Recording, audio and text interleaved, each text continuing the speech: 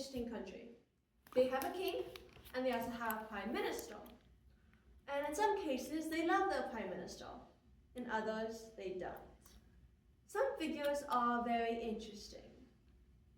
Specifically, what I'm going to talk to you today about is that Spain's current prime minister, Pedro Sanchez. He has been asked to resign. He has contemplated it himself. And today we will be answering the question, should Spain's prime minister, Pedro Sanchez, resign? The straightforward answer is no. The more complicated answer is no, but also it depends. But let's go for the more straight answer today. So to begin with, should Pedro Sanchez resign? And the clear answer is no, because one of two reasons. The first reason being that he already thought about it. He already considered resigning and he decided against it. The second reason being, he's done good for his country and there's no need to resign, at least politically wise. So let's go more into detail about the first one. You see, back in April, this past year, his wife first got allegations against her of corruption. What exactly happened? If you're not familiar with Spain politics, there's this group called Manos Limpias, which means clean hands. And it is a union organization that has ties to right-wing partisans. Specifically, the right-wing partisan in mind is Miguel Bernat. He actually ran as a far-right partisan in European politics. And he's one of the major focal points of Manos Limpias.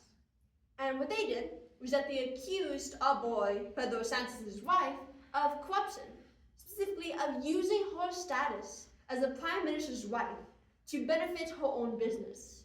They claimed she had ties of influence peddling and corruption, that they scrutinized her connections with those private companies who got government findings and public contracts. In specific, the group of Globia, which owns Air Europa, Globia is a tourism, like a Spanish tourism group, and Air Europa is a Spanish airport, the whole system of it. And they scrutinized her because she teaches courses at the university there called Complutense Universidad of Madrid. And they accused his wife of influencing these business contracts, of using her status to get ahead and make more money. She is not a partisan. She loves her husband. Whatever they do together as a union. But she steps out of the political light. That case against her is currently still ongoing. And while there has yet to be any sort of specific evidence quoted against her, nothing groundbreaking, the case is still going on, despite Pedro Sanchez's best attempts at dismissing these cases.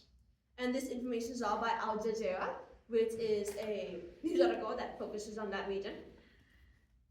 And during April, within hours of this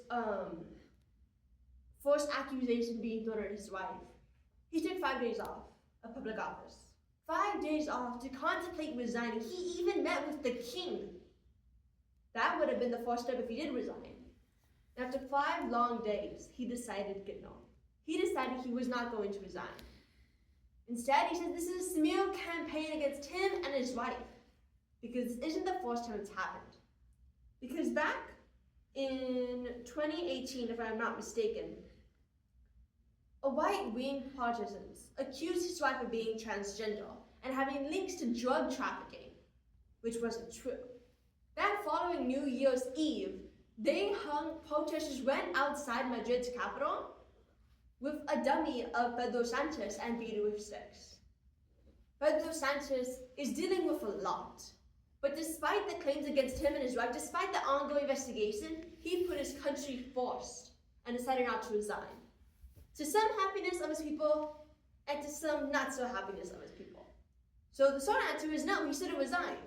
He already had the chance to, and he decided against it. My second point is that he's done good for his people. And however, sometimes that good isn't always the best. But he makes the attempt and he tries to put his people first. He helps put into law the yes is less. Yes is yes. That's the English translation at least. And this law, promoted by Sanchez, is very clear on rape and assault. It requires that consent has to be explicit, has to be visually and verbally explicit. Because of a 2016 or 2018 case against a young lady who was raped and it was videotaped. The court saw that she didn't explicitly, she was drugged. She didn't want it. But because there was no verbal horse saying no, they didn't arrest the people who did that against her. So they passed the Yes is Yes law, promoted by Sanchez. And while it's made a lot of handling these rape cases specifically clear, it's made it easier for victims to get justice, it also had bad side effects. 900 rapists had their sentence reduced, and 100 was set free. And I don't need to tell you how bad that is. But yet Sanchez realized his mistakes, and he realized how ambiguous this law was at the time, and they reformed it within less than a year. And he publicly apologized for what happened. So while this wasn't actually a great instance of what he did, it's definitely a movement for Spain and bettering people's lives. Because now when women go up, when anyone goes up to trial, they are more likely to receive justice. So to bring it back to your today. So if Pedro Sanchez resigned? So the answer is no. He already had his opportunity earlier this year when the accusations against his wife, the trial against his wife first began. And he's done great for his city, for his country, because now people can receive justice, and the economy is booming. But if something were to happen in the sense that his wife does indeed get prosecuted for the supposed crimes she did, alleged by right-wing partisans, then yes, he should resign out of more responsibility. But until that day arrives, he should not resign as the Prime Minister of Spain.